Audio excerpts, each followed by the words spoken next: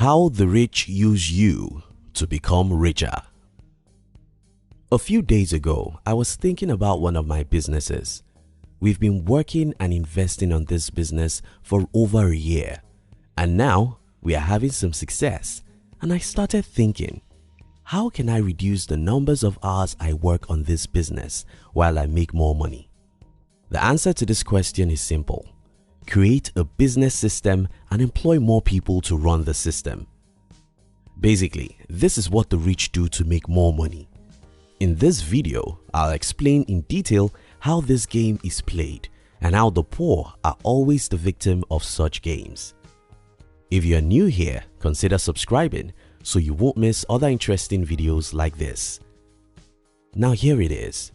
At the beginning of the 17th century, there was zero unemployment in the world. There were two reasons for that. First, because there was no public education, there was no way a few people could manipulate what we teach our kids, as they have done now.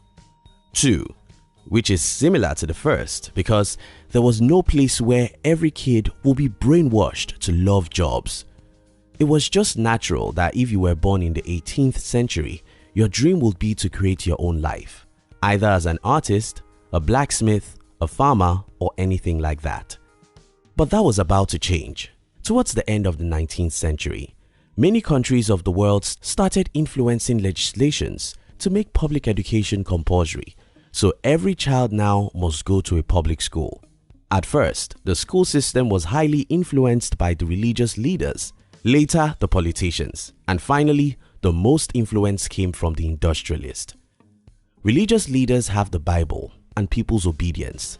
Politicians have political power, but none of these could be compared to money. Because the industrialists have money, they end up having the last laugh. By the mid-20th century, we already have a school system that is nothing but the camp to train factory workers. The industrialists influenced everything, from curriculum to who ruled the schools.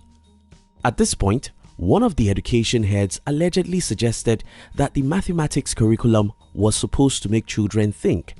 Then, one of the board members replied him something like, "Our goal isn't to make them think." And that's the greatest evil the rich ever did against the poor. Let's build them a school that will train them to be our servant.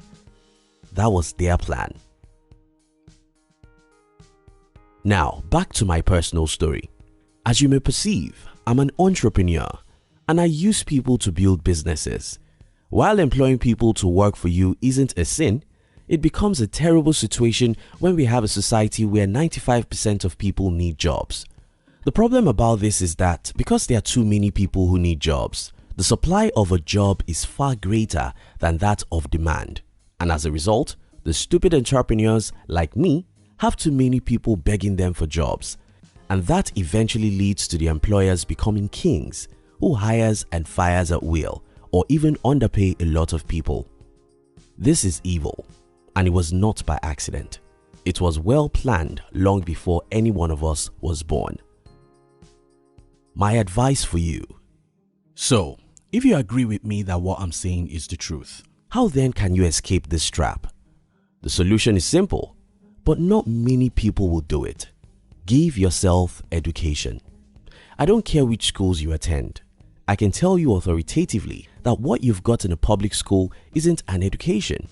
It's brainwashing at its best, because those who laid the foundation of those schools never did it to educate you. They did it to enslave you. Lilian Smith said, "Education is a private matter between the person and the world of knowledge and experience, and has little to do with school or college." Your education is a private matter between you and the world of experience. It doesn't have anything to do with a school. So, what are the components of a real education? First, you must know who you are. The most unfortunate thing about schools, next to the fact that you were trained to be a slave, is the fact that every child is taught everything at the same time and pace, and we expect every one of them to like everything we want to force into their throats because we assume that they are the same humans. Unfortunately, the opposite is the truth. Every human is different, And for anyone to actually function probably among us, he or she doesn't only have to know that everyone is different. You must know what makes you different. Socrates said, "Know thyself." The first education is for you to know yourself. Know who you are, what your strengths are, what your weaknesses are, what you do easily even though others find them difficult. You have to know how your brain works, what your temperaments are. What kind of intelligence do you have much of? Are you a naturalist, nature smart, musical, sound smart, logical, mathematical, number or reasoning smart, existential, life smart, interpersonal, people smart, kinesthetic, body smart, or linguistic, word smart? It's the combination of who you are that will determine what you will have passion for. Take for instance, if you have interpersonal intelligence, then you might do well in sales or in business. If you have linguistic intelligence, you might be a great public speaker, actor, or a comedian. If you have musical intelligence, there's no point trying to have A in math. If you have logical mathematical intelligence, being an innovator or a scientist may be the best thing for you. You get the point here. You must sit down and analyze your strengths and weaknesses. It's only after this understanding that you can decide what path you'll drive your life to. The second thing to do is to think like a king. Believe me, you were made to be a king. You can create your own life the exact way you want it. Don't be deceived that you need a job for 35 years. Except you love working and you love jobs, you don't have to be a slave to others all your life. But what I've noticed in people is that they don't believe in themselves. I get it. It's as a result of several years of brainwashing from society and the schools. Now, I'm telling you the truth. If you think you can change your life, you can change it. I was born as a sickly boy and grew up in poverty. But when I became an adult, I started thinking about how I want to live my life. I wanted freedom, and I knew that I would need money to get it.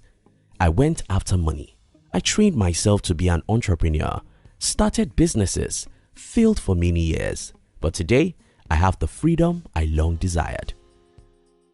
Though the rich have worked hard to make everyone else their slaves, you don't necessarily have to be their slave for 35 years.